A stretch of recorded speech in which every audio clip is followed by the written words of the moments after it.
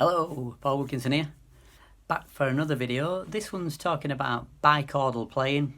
Some people refer to it as polytonality. Quite a popular video I did is when I try and play in 3 keys at once. I'll put the link in and around here or below the comments. So in this video I thought it'd be nice to just take a step back maybe and look at what we might call bichordal playing, where basically one key in one hand and trying different keys superimposed on the top. A classical terminology. And so what you're going to find in a minute is I'm going to play C7 in the left hand and I'm going to play every other major chord over the top. Talk about what they would be in relation to what we might use in the jazz harmony symbol system and what we call them. And some of these will correlate with Mark Levine's jazz book where he talks, if you're familiar with that book, where he talks a little bit about what we call upper structures. So here we go, here's the video. So we're going to start with C7 in the left hand and here we go. Okay, so here's a C7 chord, C, E, G and B flat, have a look. That is a C7 chord. Opposed to this is called the C major 7 because this is the 7th note in the scale. We're talking about a 7th chord written C7 which has a reduced 7. I'm cautious not to say flattened 7 because you don't always play a flat as the top note. So for example, here's D. If I play that, that's D major 7. If I flatten that, that is D7, but this isn't a flat, is it? I have flattened it, but it's not a black note. So be very cautious of that. So maybe we would be better not using the word flattening at all. Maybe we should say we reduce that by a semitone, which gives us a C7. So I'm now going to put major triads above that. Listen to the sound of them. C major. I'll also tell you what chord symbols we think we've got. Okay, upper semitone. Well, this could either be a flat 13 with that A flat if we keep that there. If we take that out, it could be called the sharp 5. Great chord, isn't it? This is the 11th, and that is a flat 9. Let's keep going. This is a classic jazz chord, okay? So this is a D over a C7, D, F sharp and A. It's got a 9, a 13 and a sharp 11. So in jazz, musicians often, Mark Levine's jazz book will refer to that as upper structure 2. Second note, put a major chord on top. Let's go up again. So an E flat triad, we've got the double 7th, we've got the 5th. This because we've got the major 3rd here, yeah? And that there has to be called a sharp 9. Let's keep going. E over C. So we've got a 3rd, a major 7, and then a sharp 5. This is a chord that actually Herbie Hancock loves this chord. The idea of actually keeping the 7th and the major 7. That kind of idea of... There we go, it's great, isn't it? Up again. Sounds sussy, doesn't it, a little, but we do have the 3rd present there. That's an 11, 13 and a doubled root. Let's go again.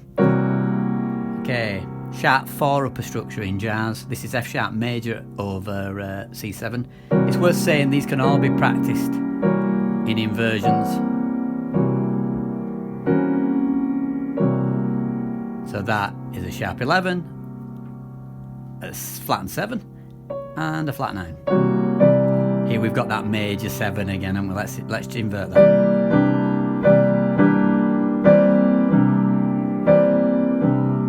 Great sounds to explore, aren't they? So that's a 9, a doubled 5th, and a major 7. Okay, so let's go up again. This is often used in jazz theory as the upper structure flat 6, A flat over the C7. Let's invert it. Now you can see it in action. You can practice inverting all those chords, which is great. So that was an A flat. What we got? Well, we'll have to call it a flat 13 if we've got the 5th there. But if we took the 5th out, we could say it's a sharp 5, sharp 9 chord. Back to A flat. Where were we? A major. Okay, A major. Let's invert that a minute. So there's it. Let me go down. Flat 9, 3rd, and 6. Okay. That's the A over that. Next, B flat over the top. So it's an 11 chord. It's got the 9 and it's got the 4 and it's got the doubled 7. We're nearly there. B major over B flat. Great chord. Good to practice inverting those. My both hands. So that is a B major chord, well, sharp 11, a major 7. So it's a 7 and a major 7, which is that Herbie Hancock chord that Herbie loves to play. You'll hear it a lot in his music. There we go. So there we've got the sharp 9. And we've also got the sharp 11. And then we're back, aren't we? So you might find it's worth exploring this also in your melodic writing as well. You know, you could be predominantly in this C area. You could have this. Something like that where you're implying the C7. Then you could try maybe D over the top. Maybe E over the top. F sharp. D flat. A. And so on. So that will improve your tonality and push you a little bit further out there than normal. Also, you could try and do that a little bit more complex where you move the hands a wee bit. So it could be E in this hand, sort of around the triad, but then in the C7 area here, I'll try and invert that a bit. There, can you see?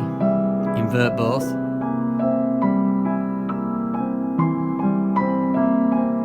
Mixed, I did there, mixed. Could purely go into E major.